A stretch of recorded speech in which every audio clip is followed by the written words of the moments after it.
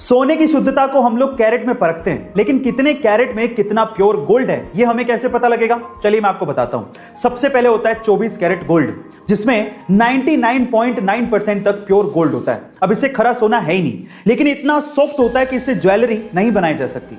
फिर आता है 22 कैरेट गोल्ड, जिसको 916 गोल्ड भी कहते हैं, क्योंकि इसमें 91.6% प्योर गोल्ड होता है और बाकी बचे हुए परसेंटेज में कॉपर और जिंक जैसे मेटल मिक्स होते हैं।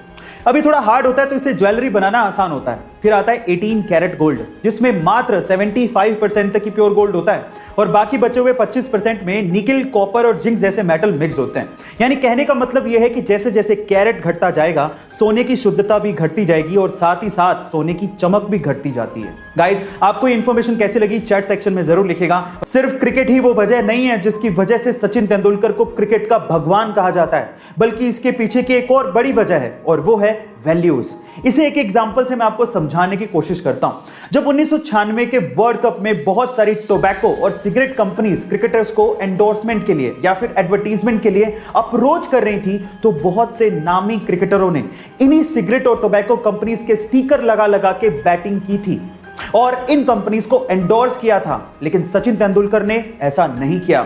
उन्होंने बैट पर बिना स्टिकर लगाए क्रिकेट खेला, लेकिन इन कंपनीज को कभी भी प्रमोट नहीं किया। उन्होंने पब्लिकली हमेशा यह बोला कि मैं कभी भी टोबैको कंपनीज और शराब की कंपनियों को एंडोर्स नहीं करूंगा। इसे ही कहते हैं वैल्यू, और इसी वजह से सचिन तेंदुलकर को क्रिकेट का भगवान कहा जाता है। गाइस, आपको यह इंफॉर्मेशन कैसी लगी चैट सेक्शन में जरूर लिखिएगा।